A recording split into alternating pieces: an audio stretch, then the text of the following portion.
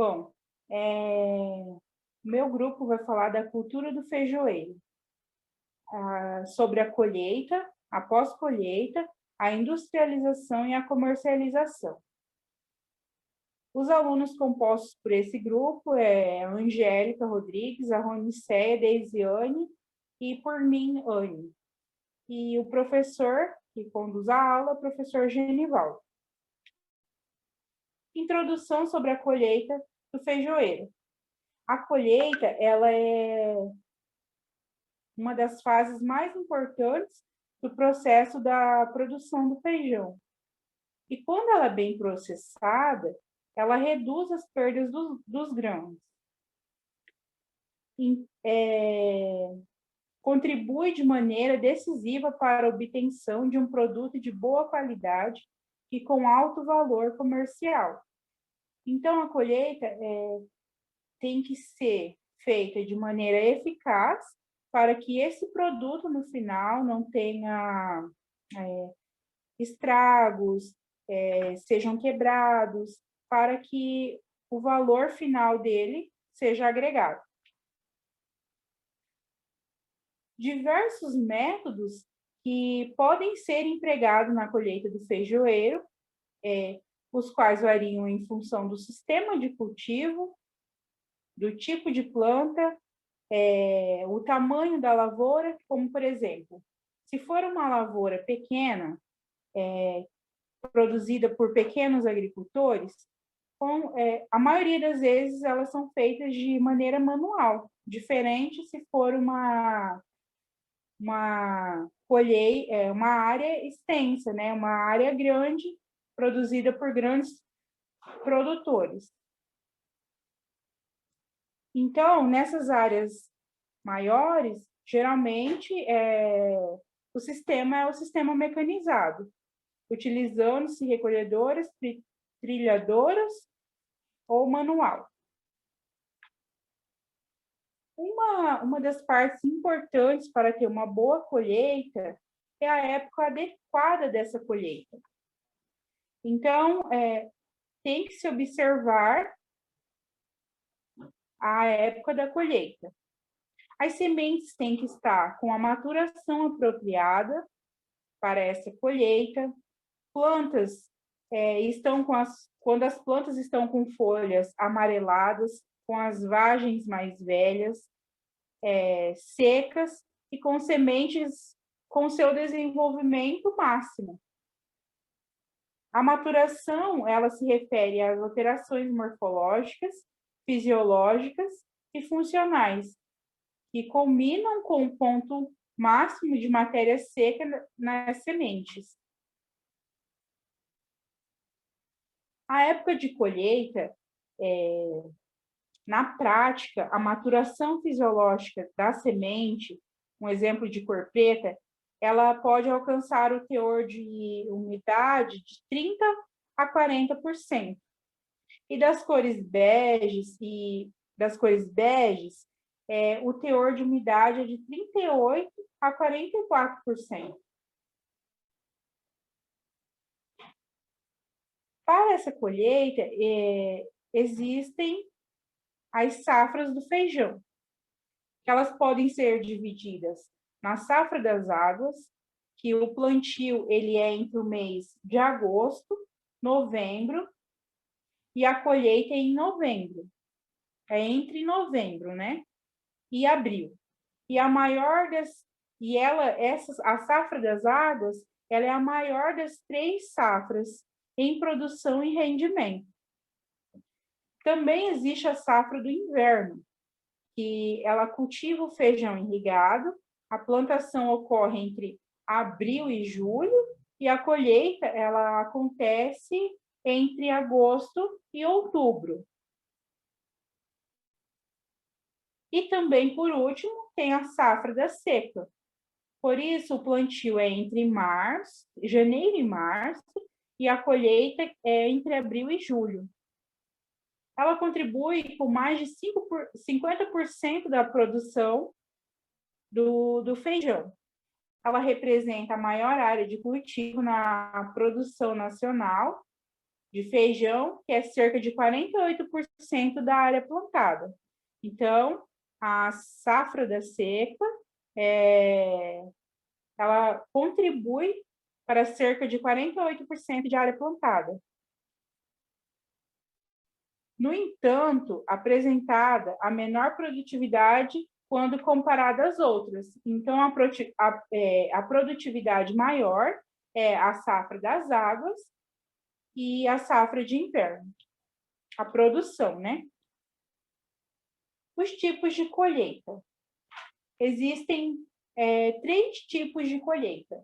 A colheita mecanizada, a colheita semi-mecanizada e a colheita manual. Como eu já havia dito, a colheita mecanizada, ela vem tendo um alto índice, né, por produção de áreas maiores, né?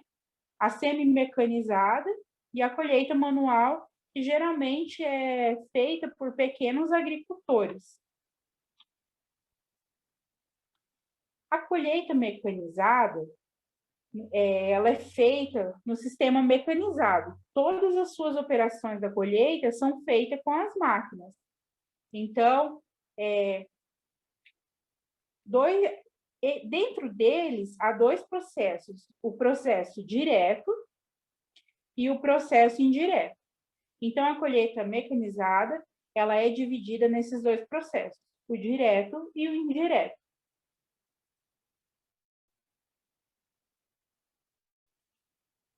O processo direto, ele são empregados colhedoras automotrizes que realizam simultaneamente o corte, o recolhimento da trilha e a abanação, e, em determinados casos, o ensacamento dos grãos.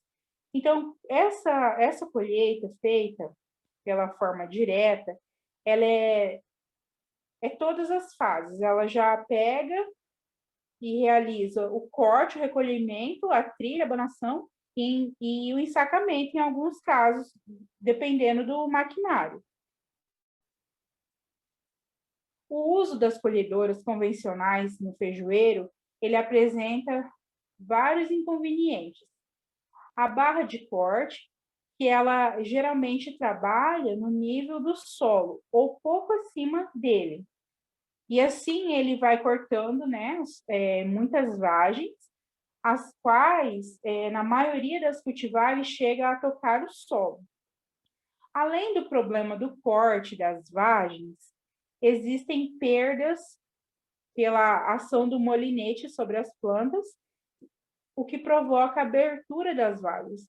Então, com isso, a produção final lá vai ter perda, né? Também verifica-se que acontece a quebra dos grãos durante o trilhamento. E plantas muito úmidas, o trilhamento é dificultado pela maior quantidade de massa verde. E muitas vagens não se abrem. Assim, ela aumenta a perda dos grãos, né? Então, a colheita totalmente mecanizada, no final, ela acaba você tendo perca de produtividade no final. Aqui é um modelo de uma plataforma que é utilizada no maquinário para a colheita do feijão de forma direta, no processo direto. Ela também, essa plataforma aqui, ela pode ser colhida ervilha, lentilhas. Já o processo indireto é caracterizado pela utilização de equipamentos, como o ceifador, enleirador e a recolhedora trilhadora em operações distintas.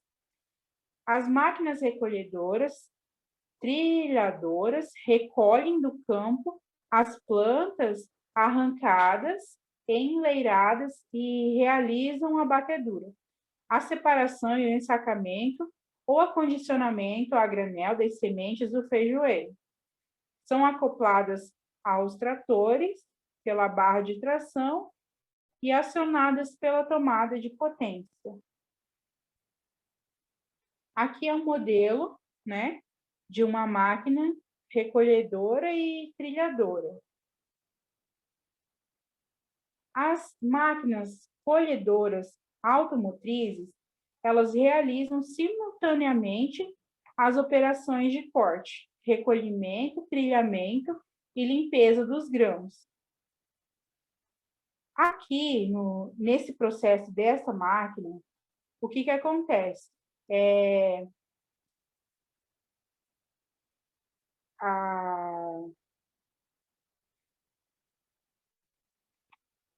Nessa imagem aqui que podemos ver, ela faz o processo indireto, no caso. As máquinas colhedoras automotrizes realizam simultaneamente as operações de corte, recolhimento, trilhamento e limpeza dos grãos. Esse tipo de maquinário aqui. E nisso, agora a gente vai falar sobre o processo, o sistema semi-mecanizado. O semi-mecanizado, ele é feito de maneira um pouco manual e um pouco mecanizado. Quando acontece a colheita do sistema semi-mecanizado, o arranquio do feijoeiro ele é feito manualmente. E esses trabalhadores que fazem essa colheita, eles vão enleirar o feijão manualmente. Eles retiram o feijoeiro e colocam suas raízes para cima.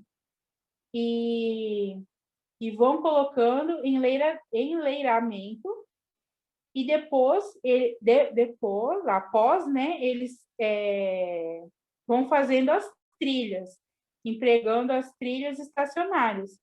E com isso, aí que vem as máquinas. Aqui é uma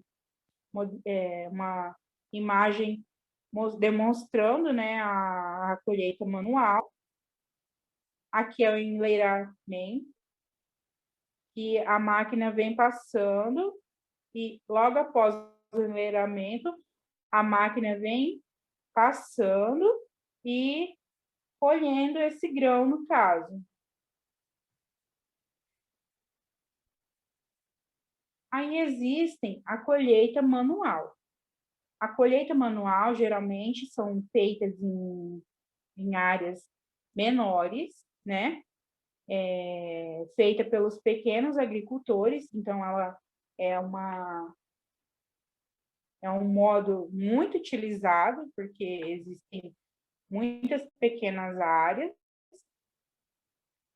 Na imagem mostra, né, o senhor colhendo feijão de maneira manual. Eles retiram esse pé de feijão, né, do feijoeiro, e aqui ele está colocando num saco, né, para facilitar a colheita. Após isso, ele vai, retira o pé inteiro e leva num monte, leva mais adiante e coloca em pequenos montes. E esses montes com as raízes para cima, e essas raízes vão ser para que elas cheguem no ponto ideal. Então, eles colhem manualmente, arrancam o pé do feijão, né? Fazendo o arranquio do pé do feijoeiro, fazem o recolhimento e a trilha, são tudo feito manualmente, com as raízes para cima para completar o processo de secagem. Aí, quando chega no ponto de 14% de umidade, está pronto para serem colocados em terreiros, em camadas de 30 a 50 centímetros. aonde se processa a batedura com as varas flexíveis, e por último eles realizam a limpeza dos grãos. Aqui é mais uma imagem feita de colheita, e eles colocando os pés dos feijoeiros para cima, né?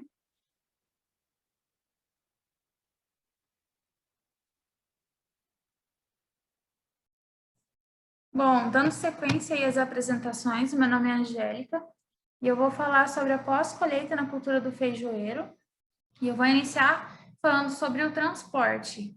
Bom, o escoamento de toda a produção geralmente ela é feito com base no transporte rodoviário e esse transporte ela é feito geralmente por meio de caminhões de carroceria aberta que são conhecidos como os caminhões graneleiros.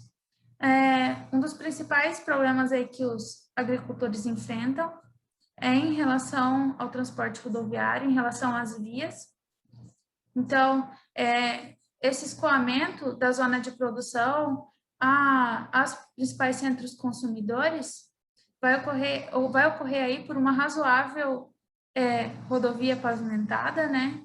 E geralmente algumas vias intramunicipais não são pavimentadas, então às vezes vão apresentar aí problemas no escoamento, principalmente no período das chuvas.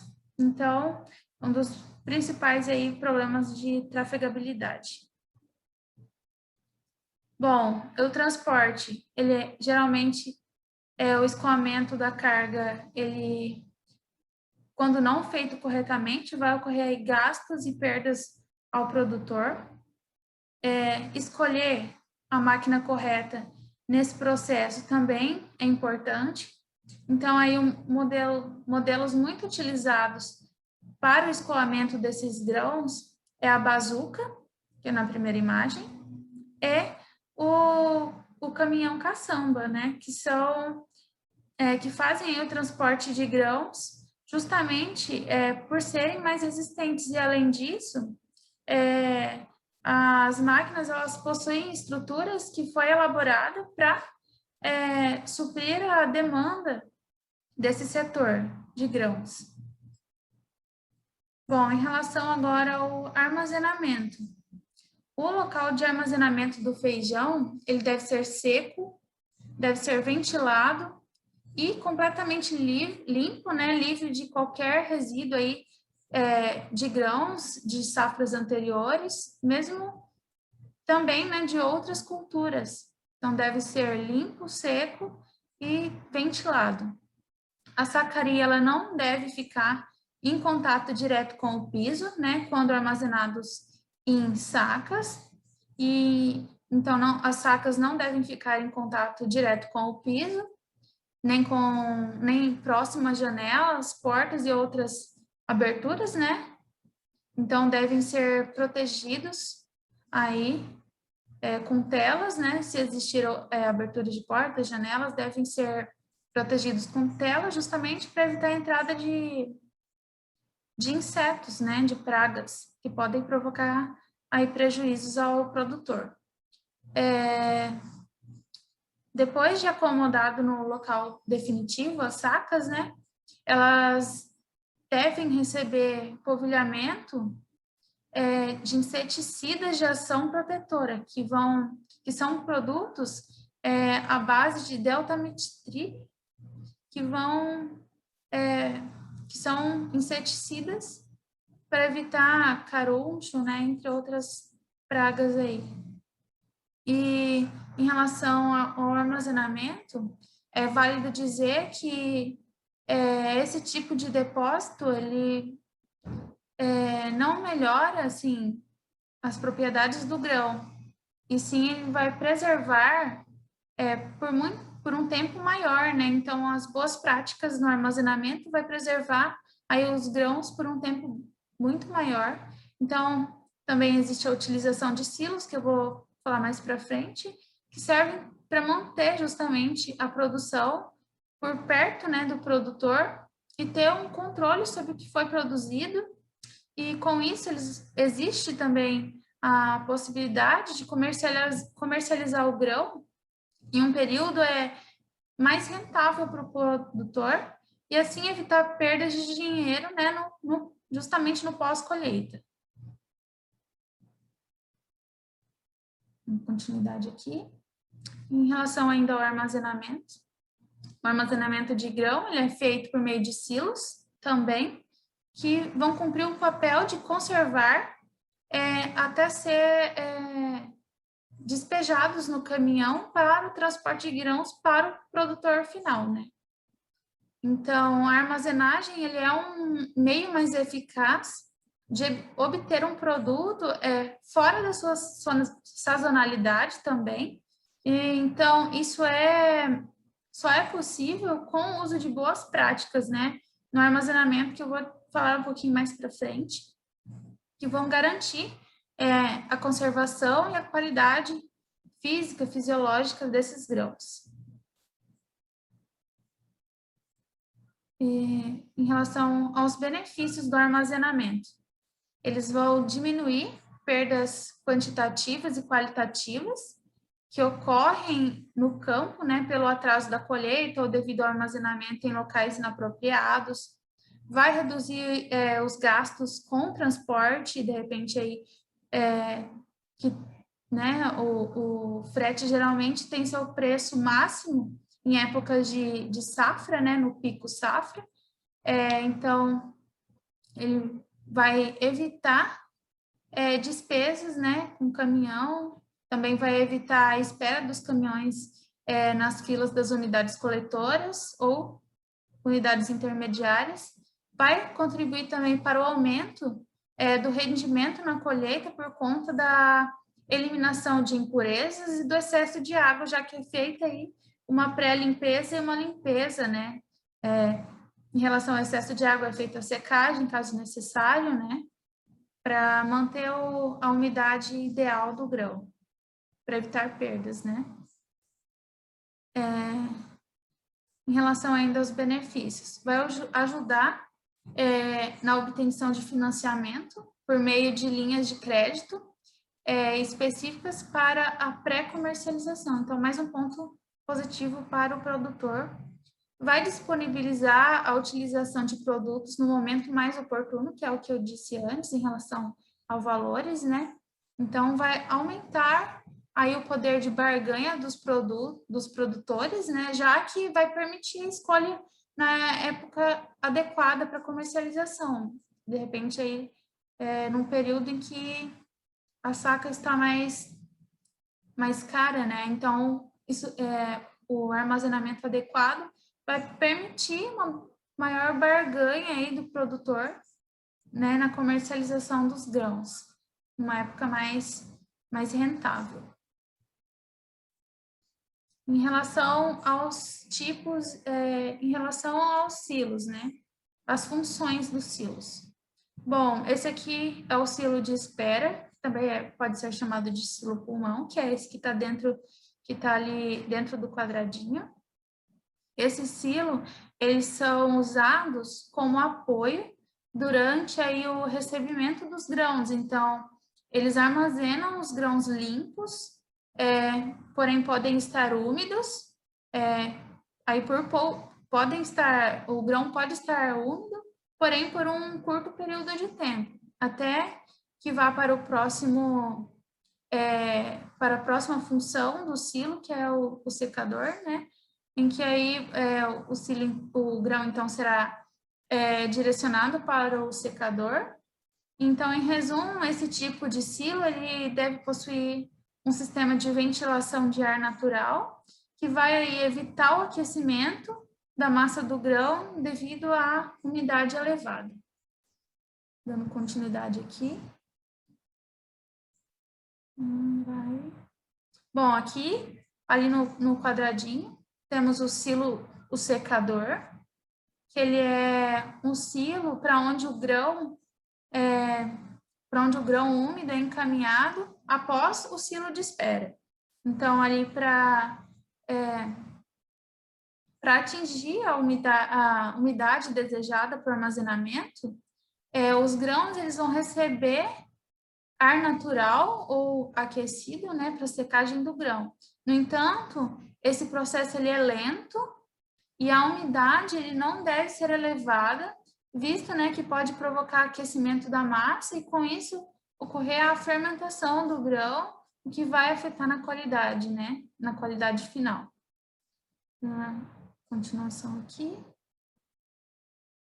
O silo armazenador, que é esse ali que está destacado para vocês no quadradinho. Em geral, esse silo ele vai receber o produto já limpo após a sua secagem, caso necessário, né? E nesse silo, a massa de grãos ele vai receber aeração para resfriação e também onde será uniformizada a sua umidade. Aqui. O silo de expedição. Bom, esse silo aqui, que está ali destacado para vocês no quadradinho, esse silo aqui, ele vai receber o produto já, os silos de expedição, eles vai ser suspenso, né, e por meio de transportadores, eles vão receber o grão proveniente dos silos armazenadores. Então, o grão, ele é transportado do silo armazenador para esse silo de expedição. Aí vai ocorrer a realização da descarga desses grãos, que serão, né, então, liberados por gravidade sobre o veículo que será transportado esse grão. No caso, o caminhão, né, que é mais utilizado, ou o vagão ferroviário, entre outros. A aeração, que ocorre lá no silo armazenador.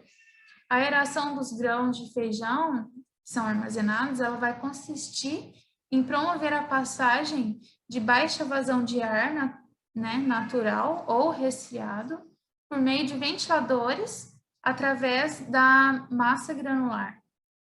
Nesse sentido, então, o intuito vai ser baixar a temperatura e uniformizar, né, essa temperatura entre os grãos armazenados. Vai prevenir a migração de umidade e, então, dependendo das condições climáticas e da vazão de ar, vai viabilizar também a secagem ou umedecimento desses grãos, né? O expurgo, antes de ser destinado ao mercado ou armazéns, o feijão, no caso, antes de ser destinado ao consumidor final, né? Então, o feijão, ele deve ser submetido ao expurgo com fosfina, que é o fosfeto de alumínio, né? Que aí serve para conter, né? Para controlar o caruncho. Então, em média, aí, no caso de sacarias, né? Em caso do feijão ensacado, deve-se utilizar aí, então, 3 pastilhas para cada 15 sacos, né, de grãos. Isso para sacarias. E nos silos é utilizado a sonda pneumática para dispersão aí dessas pastilhas.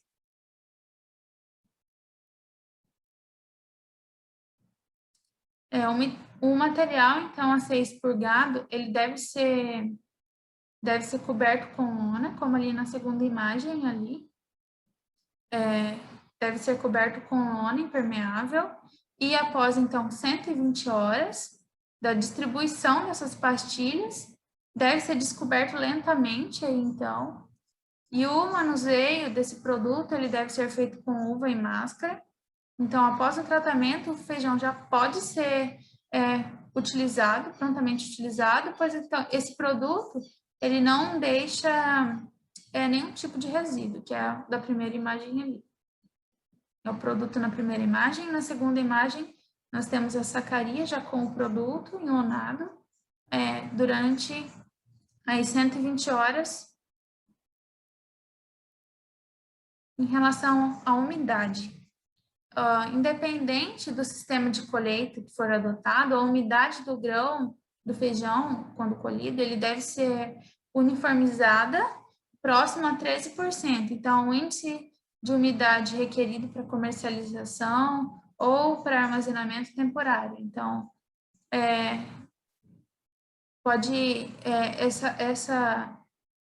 essa umidade de 13% pode impedir, então, ou retardar o desenvolvimento de fungos e de carúnculos. Então, a umidade é de extrema importância para que não ocorra percas, né? Para que não ocorra perdas.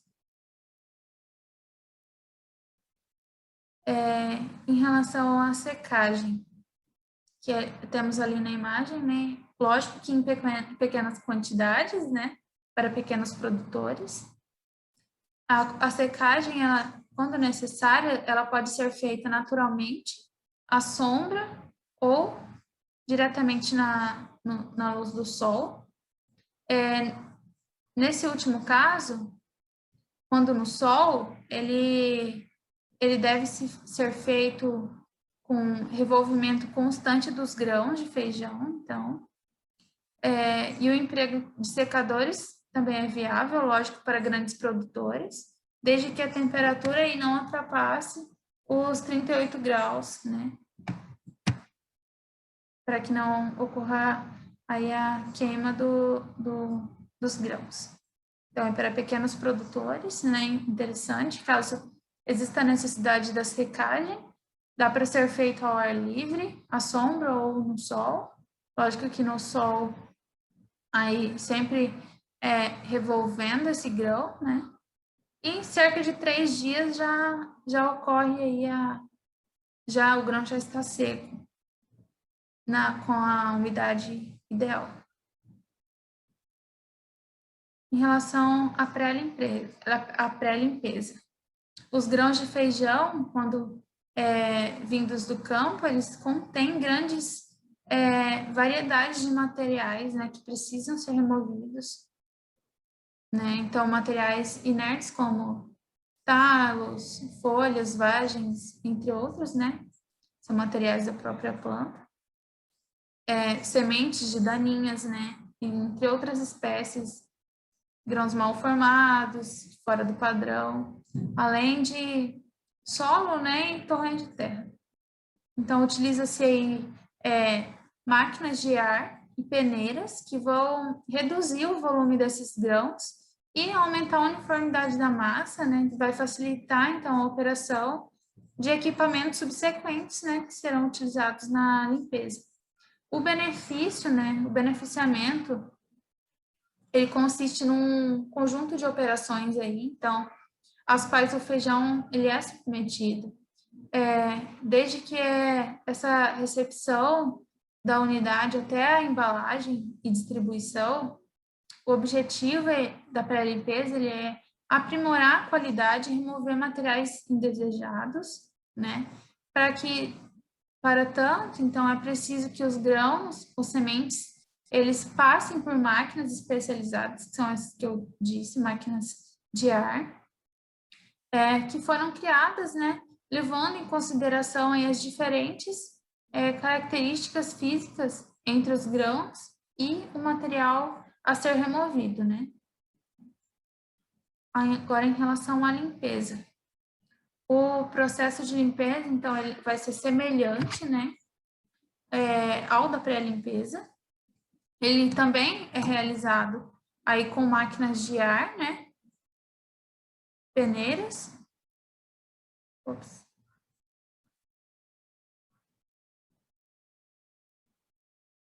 Voltando aqui. Então, ele também é realizado aí com máquinas de ar e peneiras. Eles podem, porém, é feito com uma maior precisão, né? Então, são utilizados aí ventiladores que forçam o ar através aí dos grãos e das sementes, né?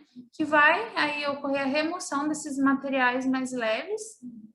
E as peneiras aí vão peneirar diferentes tipos aí de largura e espessura dos grãos. Oi. o processo de industrialização. O processo de industrialização do feijão, ele perpassa por diversas etapas, como a classificação do feijão, a embalagem, o transporte e o armazenamento. Essa classificação do feijão, ele é classificado em grupos, classes e tipos. Os grupos, a classificação é segundo a espécie do qual o feijão é proveniente. Por exemplo, grupo 1, o feijão proveniente da espécie Phaseolus vulgaris. Grupo 2, feijão de corda ou macassar proveniente da espécie Vigina unguiculata. Aí nós podemos visualizar aqui na lateral as espécies, os grupos de cada feijão. Quanto a classes, a classificação é de acordo com a coloração e a película do feijão. Por exemplo, um feijão anão do grupo 1, ele é classificado em 4 classes, que é o feijão branco, que é o produto que contiver no mínimo 95% de grãos de coloração branca, o feijão preto, que é o produto que contiver no mínimo 95 grãos de coloração preta, e cores, que é constituído de grãos coloridos, admitindo-se no máximo 5% de mistura de outras classes e até 10% de outras cultivares de classes de cores. E o misturado, que é o produto que não atende nenhuma especificação das classes anteriores. A classificação de tipo, ela é baseada na qualidade do produto. E é definido de acordo com o limite máximo de tolerância de defeitos. O feijão pode ainda ser ser identificado como desclassificado. Isso se ele não atender aos requisitos básicos para se encaixar nas outras classificações. E ele pode apresentar essas características e ser desclassificado. Por exemplo, um mau estado de conservação do grão. Quando ele chega para a indústria, ele está mal conservado e muitas vezes ele tem um índice de micotoxinas que é superior ao permitido na legislação vigente. Pode apresentar um odor diferente e algumas substâncias nocivas à saúde, devido à forma de manejo dele até o momento da industrialização. Aí aqui nós temos a representação de alguns feijões, né, que estão danificados por pragas, às vezes por tempo de armazenamento, que nós vamos falar um pouco mais adiante.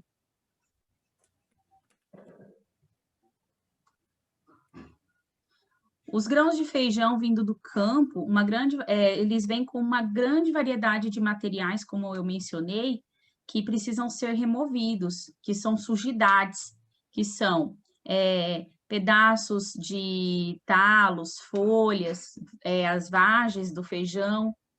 Pode vir também com plantas daninhas, pode ter também torrões, pó de terra, misturado nesse feijão. E aí ele necessita ser beneficiado, ou seja, ser limpo, né? Antes dele ir para a mesa do consumidor, ele vai passar por um beneficiamento.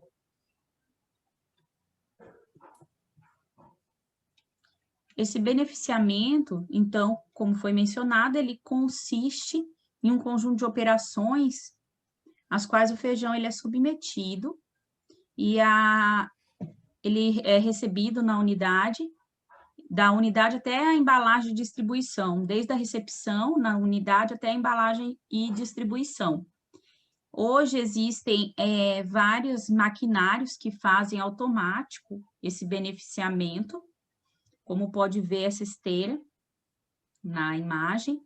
Ela vai separar as sujidades dos grãos, outra parte separa os grãos por tamanho, outra peneira separa grãos que estão quebrados, ou então torrões de terra.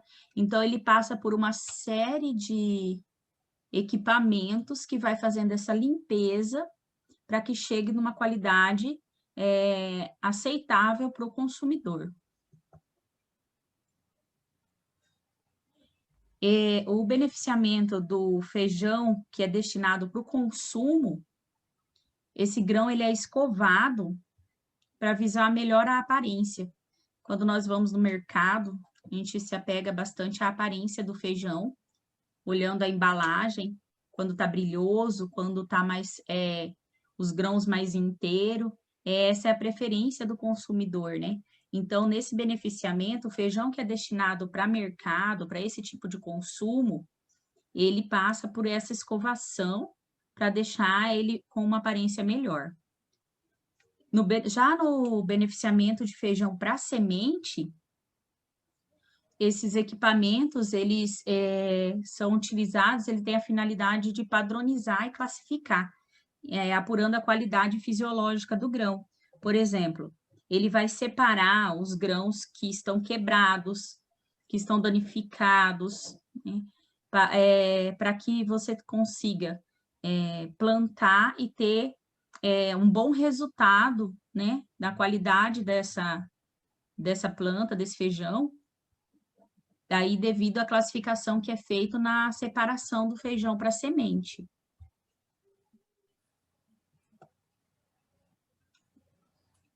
Então, se estabelece um padrão de qualidade na totalidade do produto.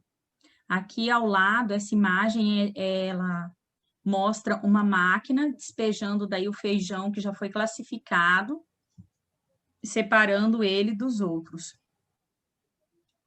Então, são utilizados esses maquinários que estabelecem formas de excluir os resquícios vegetais e as sujidades, como foi falado. Folhas, impurezas e selecionar o grão adequado para o consumo. Tanto para a classificação também, porque quando esse produto passa por essa máquina, por essas peneiras, aí ele vai ser classificado como tipo 1, tipo 2, tipo 3, se adequando a feijões que apresentam algum dano, né, algum defeito no feijão, no grão do feijão, e outros que é tipo 1, que é aquele feijão que está inteiro, não apresenta nenhum dano, nenhuma coloração fora do padrão. Então, precisa, quando ele passa por esse beneficiamento, é que vai ser feita essa separação. Essas máquinas, elas são equipadas, como eu mencionei, para fazer todo o processo. Aqui nós podemos ver uma peneira que elimina as impurezas, como foi dito. Essa peneira, ela fica tremendo, os grãos ficam saltando em cima dela, e toda a sujidade, ela, no milímetro que passa ali na peneira, ele vai dispensando fora. E também tem o equipamento de sopro, que ele vai soprando aquelas cascas mais finas, menos densa do que o feijão, para fora dos grãos saudáveis. E aí ele vai, depois disso, para a embalagem final e a classificação da embalagem. Esse beneficiamento automático também, ele faz a embalagem do produto. Como nós podemos ver aqui na imagem, essa aqui é uma embaladora. Ele já sai naquele processo e aqui já tem a embalagem. Ela vai enchendo a embalagem automaticamente e cortando do tamanho exato de cada embalagem automático. É uma forma mais rápida, né, no processo do que o processo manual. Então, após passar por todos esses processos de limpeza, ele é embalado e destinado à comercialização. Essas embalagens, como nós conhecemos já no mercado, toda a embalagem ou lote de feijão, ela deve conter as especificações qualitativas dela. Elas são marcadas e rotuladas ou etiquetadas na vista principal. Para o mercado atacadista, a marcação do lote deve trazer, no mínimo, as seguintes indicações, que é o que nós vemos no mercado: o número de lote do feijão, o tipo do feijão, a safra de produção. Então, essas marcações, ela é obrigatório ter na embalagem do feijão. Essa embalagem para feijão, ela é fabricada nesses materiais em PBD, PP, PAD e esses outros dois materiais. Além disso, a embalagem para feijão ela pode ser feita lisa ou impressa em até 8 cores. Esse aí é padrão, em rótulo, flex, conveccional ou solvente. E ele também pode estar sendo embalado e pré-prontos em embalagens com revestimento para alimentos prontos e enlatados. Como nós podemos visualizar aqui, ele não é vendido só o grão sem nenhum preparo, né? Também hoje o mercado já trabalha com o feijão pré-pronto, que é ele já vem cozido, temperado, para você usar em casa, só aquecendo. Aí essa embalagem da feijoada, que é uma embalagem de lata, nós podemos visualizar facilmente no mercado, tem sempre no mercado. Outro é essa da Fugini, ela é um sachê, né? Ela dispõe também de variedades de feijão, que já vem pronto para consumo, é só aquecer. E aí o que nós conhecemos, que é o feijão para cozinhar, né? E ali nós podemos visualizar nesse pacote de feijão as descrições que nós mencionamos, que é necessário ter no pacote, como o grupo que pertence, as classes e cores, o tipo, essas informações todas têm que ser contidas na embalagem. Agora, nós vamos ver um pouquinho dos tipos de feijão. Existem vários tipos de feijão e de tamanhos e cores e sabores diferentes no mercado. Então, a industrialização, ela também tem esse processamento diferenciado e público diferenciado para cada tipo de feijão. O feijão preto, ele é muito usado em sopas e na famosa feijoada, que é bastante consumida pelo brasileiro.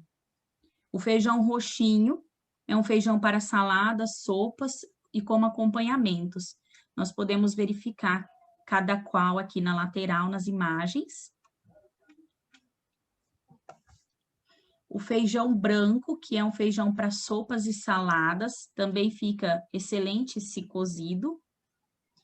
O feijão jalo, que é ótimo também para sopas e saladas. E o feijão rosinha, que é para acompanhamento junto com o feijão mulatinho. E aí nós podemos visualizar também as características de cada um. Na lateral, nas imagens, acima o feijão branco, abaixo do feijão branco o feijão jalo, e na lateral o feijão rosinha. Todos eles são consumidos também no Brasil, alguns em menor quantidade. E aí temos o feijão verde, que é usado para acompanhamentos. O feijão canário também, que é usado para acompanhamentos. E o famoso feijão carioca, que é o que nós estamos mais acostumados, que é mais consumido pelo brasileiro, é a variedade que nós mais utilizamos nas nossas casas, que é esse feijão marrom da imagem. Então, o prato feijão com arroz, ele é um dos mais típicos dos lares brasileiros.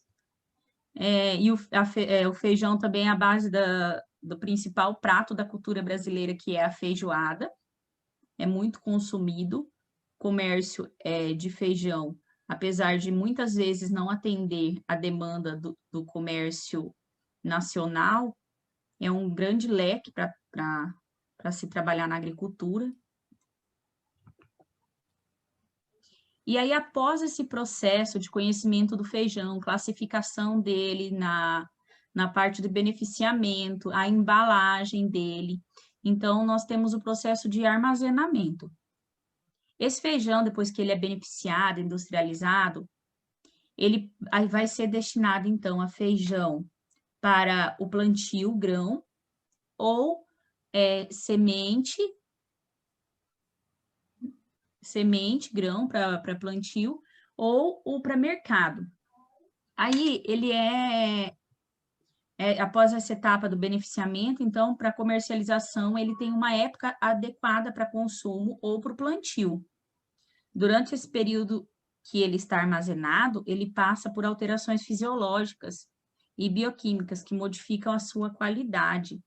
Então, o feijão é um produto que ele precisa ser muito bem armazenado, não aguenta muito tempo de armazenamento, porque ele muda suas características fisiológicas, como nós veremos aqui.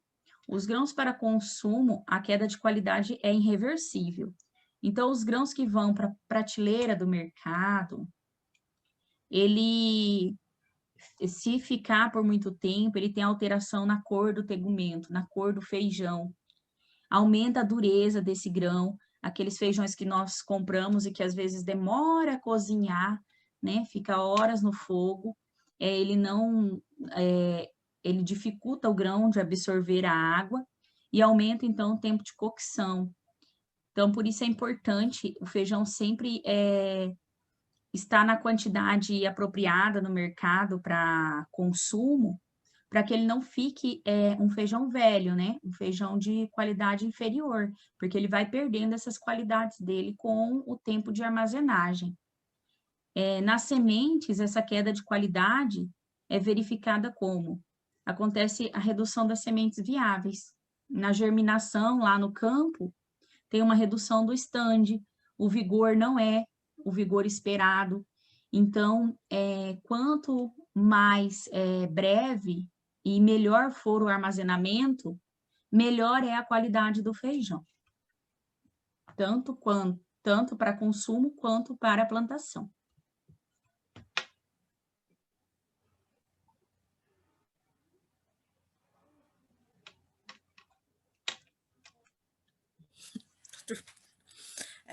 Dando continuidade, falando sobre o feijão, agora eu vou falar um pouco sobre o comércio do feijão.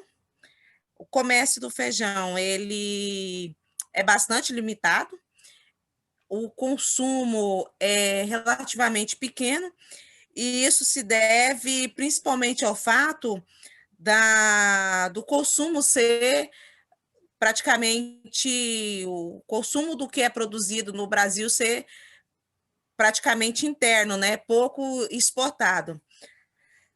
Poucos países produzem visando o comércio externo. A maioria dos países eles produzem visando, né, a demanda interna.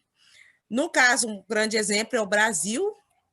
O Brasil importa em torno de 150 mil toneladas ao ano, isso só de feijão preto, né? E esse feijão preto ele é proveniente da Argentina.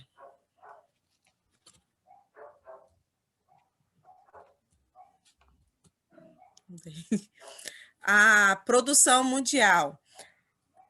O Brasil, ele fomenta muito pouco as políticas de comercialização, né? Ele não se preocupa com a questão da exportação, preocupa-se apenas com a importação do feijão, né? E aí, unida com a falta de conhecimento do mercado externo, com falta de interesse dos países mais desenvolvidos que não consomem, não têm apreciação pelo feijão, né? Isso acaba diminuindo bastante o comércio, o fluxo internacional. E outro fator também é a questão de os grandes produtores também serem os maiores consumidores do feijão. Então, praticamente tudo que se produz no Brasil é consumido aqui no Brasil, tendo até a necessidade de importar, como no caso do feijão preto. Outra coisa também que acaba dificultando aí a exportação e a produção feijão mundialmente são os hábitos alimentares diversificados entre os países. Verificando que o feijão ele é muito consumido, extremamente consumido aqui no Brasil, mas esse não é um hábito da maioria dos países, né? E também outra questão é a diversidade de consumo de feijão, das variedades de feijão entre regiões. Por exemplo, nós temos o caso do feijão preto, que é produzido o feijão carioca, que é produzido na região sul. Esse feijão não é tão consumido lá, ele é mais consumido na região norte. Então, se dentro do mesmo país ocorre essa diversidade de hábitos, né, de alimentares, imagina se isso a nível mundial. A comercialização do feijão, ela é bastante dinâmica, né? Ela apresenta aí uma oscilação bastante comum, né? O que dificulta aí o produtor ter uma estabilidade de preço. E aí, frequentemente, o produtor precisa desenvolver estratégias para poder estar buscando preços melhores, preços mais compensadores. E uma das estratégias que os produtores têm tido para essa questão do preço e que está tendo bastante retorno, é a questão de fugir da concentração da colheita. O que seria isso? O produtor planta mais cedo, uma parte planta mais cedo, né? Colhe mais cedo, evitando, no caso, todo mundo colhendo ao mesmo tempo, excesso de oferta no mercado. O que acontece com isso? Vai ter uma quantidade aí razoável, o produtor ele vai conseguir um bom preço pelo seu produto. A questão da oferta excessiva causa influência negativa no preço, uma vez que se tem muita disponibilidade no mercado. O que acontece? O preço vai lá embaixo, já que tem muita coisa no mercado. E também a questão da mercadoria ser de boa qualidade, né? Uma vez que o produtor ele coloca aí no mercado mercadorias com uma qualidade bacana, ele pode exigir, por isso, produtos com melhores preços, né? E essas oscilações do mercado, ora ela é positiva para o produtor, ora ela é negativa, e é atribuída basicamente a fatores climáticos, né? Que acabam ocasionando a quebra da produção ou a safra muito boa, safra recorde, aí que deixa o mercado saturado de produto. Por exemplo, 2012, 2013 e 2016, o valor do feijão recebido pelos produtores em reais foi bastante satisfatório. Em algumas situações, os produtores, os que plantaram primeiro, puderam vender os seus produtos aí por um preço bastante satisfatório.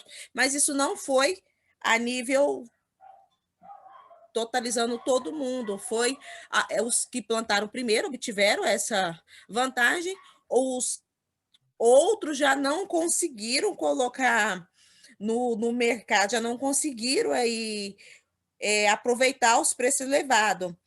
Tiveram a produção frustrada por algum problema climático ou alguma coisa que prejudicou a produção e tiveram que vender os seus grãos, a sua produção, com um preço, né, lá embaixo, e na maioria dos casos a chuva, né, o excesso de chuva causa má qualidade dos grãos, a falta de chuva causa má qualidade dos grãos, e tudo isso, né, é transmitido para a questão do preço, né, influencia o preço. Cerca de 40% da produção nacional de feijão é do grupo carioca.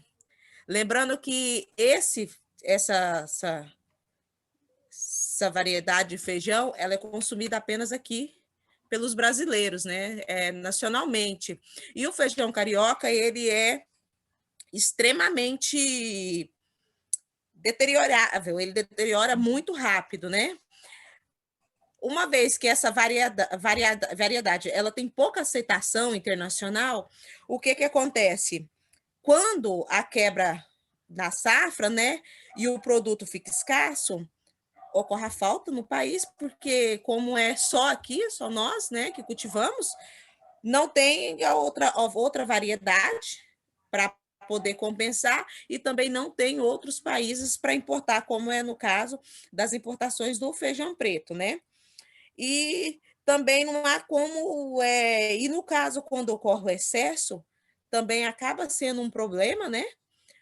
Porque o produtor, quando ele tem excesso, ele não. A demanda do país, ele supera essa demanda, ocorre aí um excesso de oferta, o produtor não tem como exportar esse produto para outros países, porque não tem aceitação considerável em outros países. O que o produtor precisa fazer? Precisa armazenar esse produto. Essa armazenagem gera ônus para o produtor, uma vez que ele vai ter que demandar aí de silos, de armazéns, que poderiam estar servindo para armazenar outros produtos, né?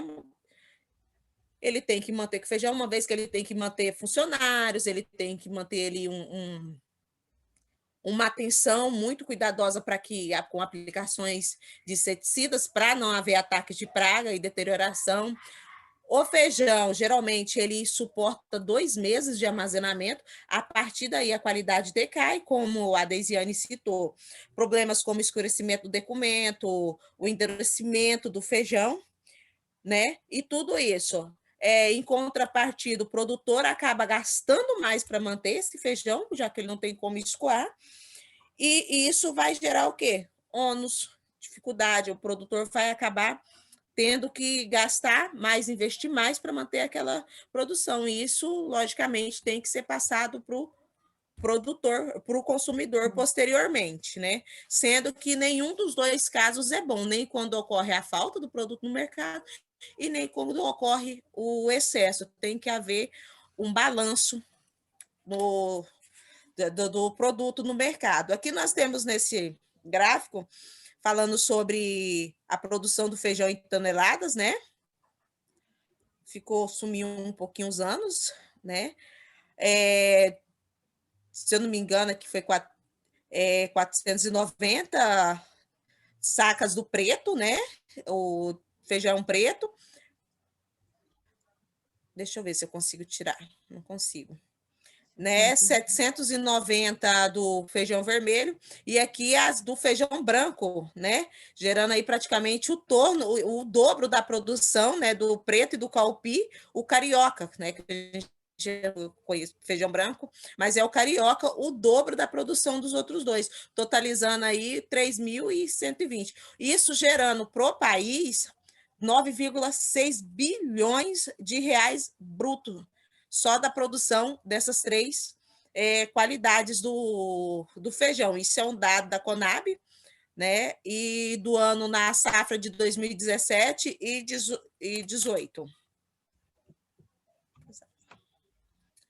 Um dos problemas aí também que gera muito ônus para o produtor é a questão da logística, e ela é influenciada pelo gosto do consumidor. É bastante interessante quando a gente destaca a questão do feijão carioca. Aqui para a gente, para a região norte, nós consumimos mais o feijão carioca. Temos mais interesse por essa variedade. Essa variedade é produzida na região sul. Eles produzem lá, geralmente é produzida em primeira safra, né? E é transportada para cá.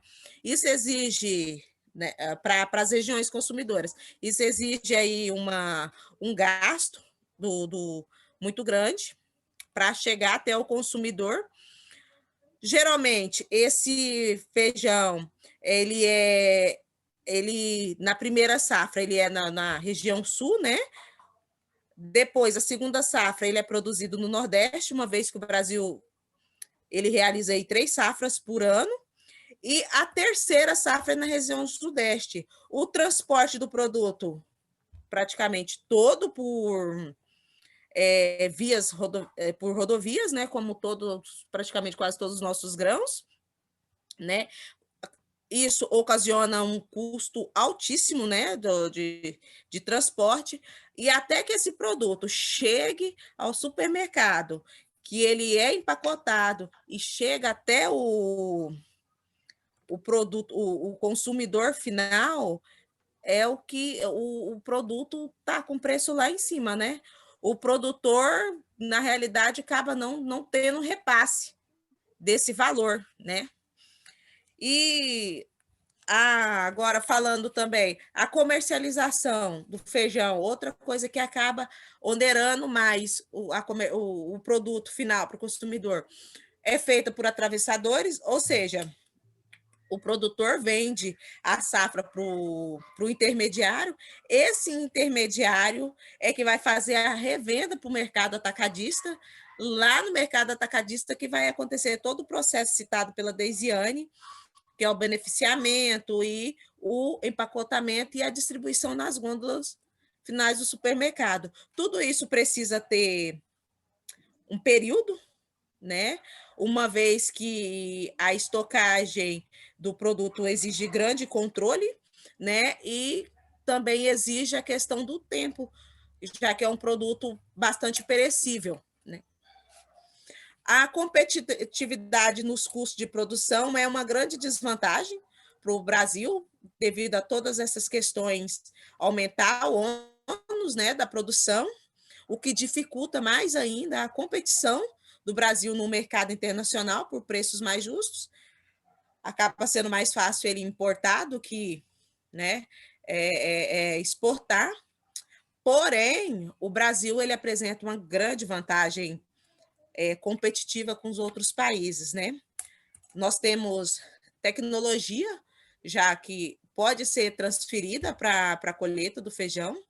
Nós temos uma grande variedade de cultivos de feijão.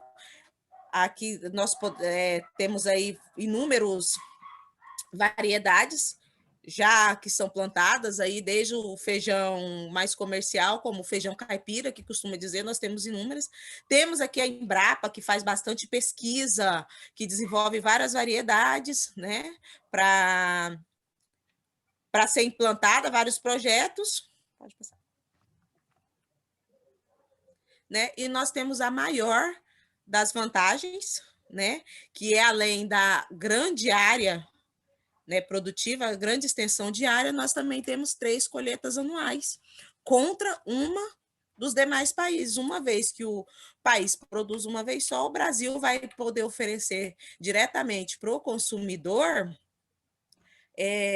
produto fresquinho 3 vezes por ano, em 3 períodos diferentes. Isso é assim, um ponto que faz o Brasil sair muito, muito na frente mesmo.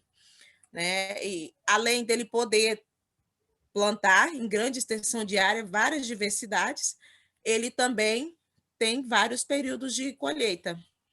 Aqui fala sobre a evolução, esse gráfico, sobre a evolução da produção do cultivo feijão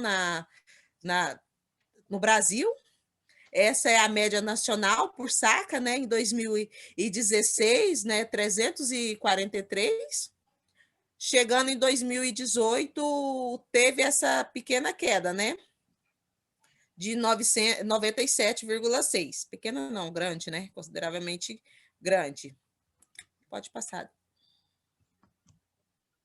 Já os preços, o que acaba influenciando os preços, né? Já que uma vez que o mercado do feijão ele é praticamente interno, né? Não há tantas exportações, ou não haviam, já que isso está sendo bastante fomentado. É uma área que tem bastante perspectivas de crescimento, e quanto mais se investe, mais se pode, né, vender. O feijão ele depende praticamente do mercado interno, depende da divulgação, depende do gosto do consumidor lá. Porém, ele não é divulgado lá, necessitando de constantes divulgações para poder, né, para poder ter aí aceitação, conhecimento e interesse. A sazonalidade afeta menos o preço do feijão do que do feijão preto, do que das outras qualidades, e a questão da preferência do mercado interno, que no nosso caso é o feijão carioquinha, né, acaba afetando bastante o preço dos feijões, lembrando que o feijão preto ele acaba sendo mais caro que o feijão carioquinha. Aqui nós temos uma diferença de preço para ver como o feijão passou por uma valorização bem forte nesses últimos anos, né? Aqui alguns alimentos consumidos da cesta básica.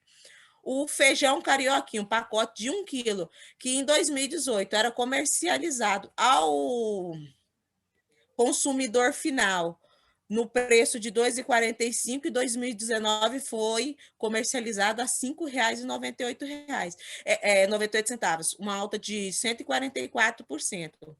Claro que nós tivemos períodos aí quando houve as interferências climáticas, né? Problemas na produção, em que a produção do feijão, nós acabamos aí pagando em torno de R$ 12 o quilo do feijão. Tudo isso foi devido a questões climáticas que podem ocasionar essas variações e essa instabilidade no preço no mercado interno. Segundo o cálculo do Embraf, o preço médio do feijão carioca em dólares ficou isso a saca 46, mais de 46 euros, né, em 2019. Já abaixo da média, que foi registrada em 2015 e 2020, 48,33. O feijão preto, que é menos consumido por nós, né? Mas ele é que apresenta aí maiores números nas exportações, chegou à média, passou de $38 em 2020 na comparação com os últimos 5 anos. E o feijão preto, como eu havia dito, ele é mais valorizado que o em cores. Isso se deve, né, ao o feijão em cores ser mais consumido internamente, já o feijão preto ele já entra aí com questões de ser mais consumido em outros lugares, em outros países.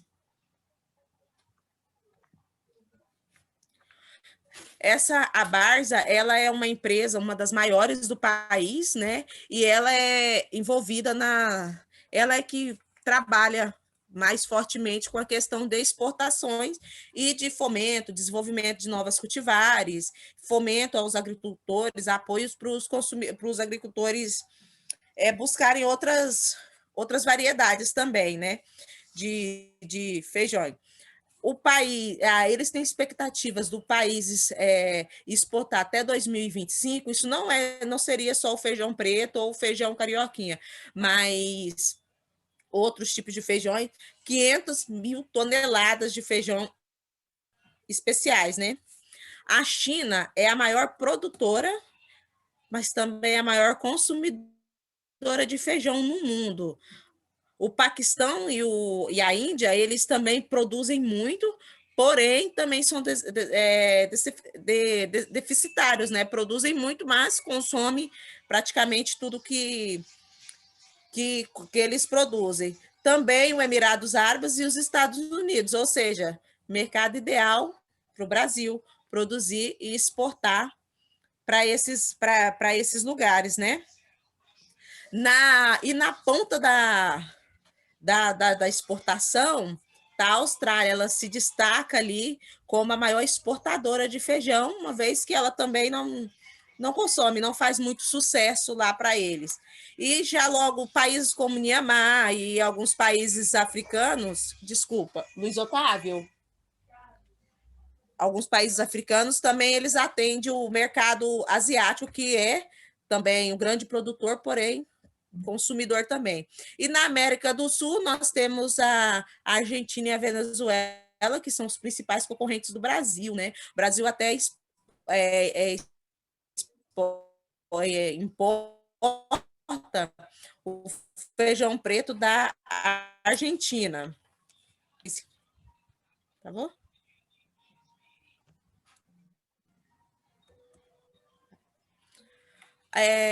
No Brasil, nós temos as chamadas pulses, que são as leguminosas, né, consumidas como os grãos secos. E, tradicionalmente, os feijões que são produzidos e consumidos no Brasil, eles têm bastante visibilidade lá fora, eles são bastante aceitos, né? Que é o feijão calpi e o feijão comum. Teve nesse ano de 2020 passado, foram embarcados de feijão nacional e outros pulses, né? Totalizando aí 177 mil toneladas em 2020 de feijão que foi exportado para fora, tendo aí um aumento de 6,80% em relação a 2009 e de 44,60% na comparação com 2015. Isso demonstra o quanto as exportações desse tipo de leguminosa, né, desse tipo de pulses, tem aí fomentado o mercado. Em exportações chegou a 148 milhões no ano passado, 2020. Em 2019 foi 112 milhões, né? E 5 anos atrás, 78 milhões. Isso é um salto bastante significativo. Claro que há muito ainda o que crescer, porém bastante significativo.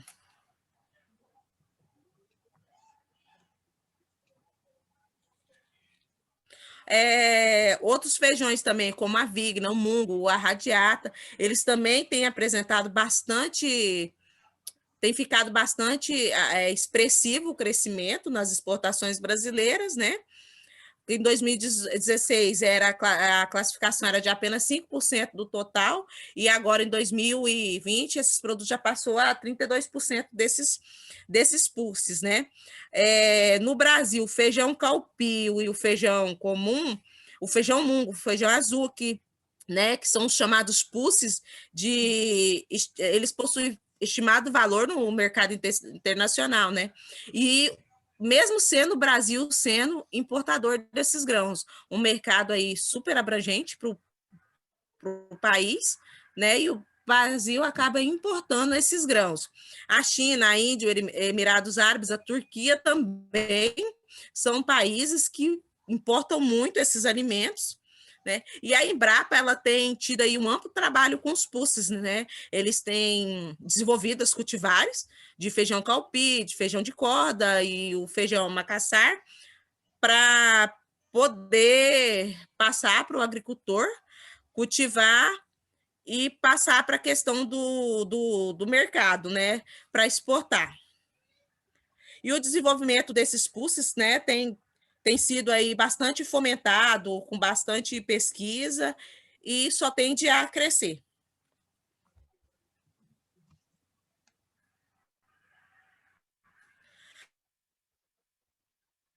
As exportações dos feijões, como eu havia dito, né, a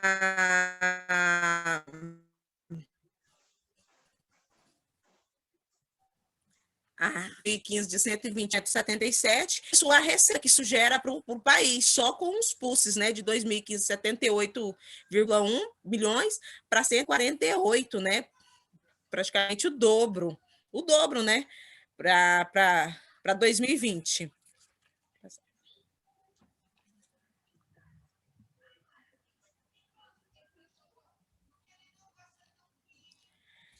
E aí, a China ela é a maior produtora e a maior consumidora de feijão especiais, né?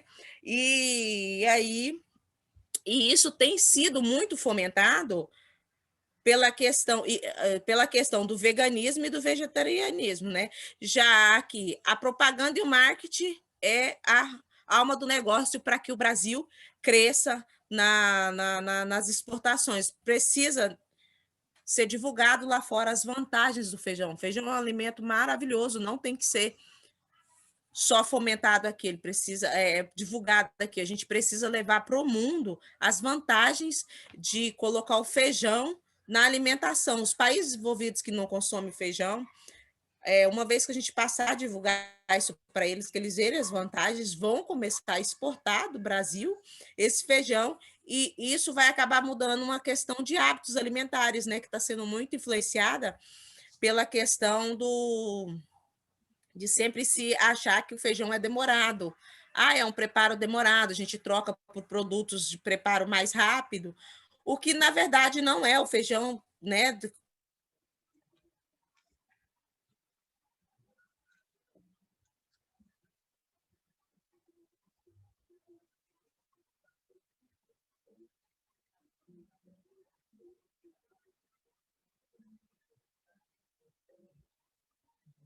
Dentro do consumo de outros países, né? E também pela diversidade de feijão e por ser muito saboroso. Pode passar. Bom, então é isso. Nós agradecemos a todos. Qualquer dúvida, estamos à disposição.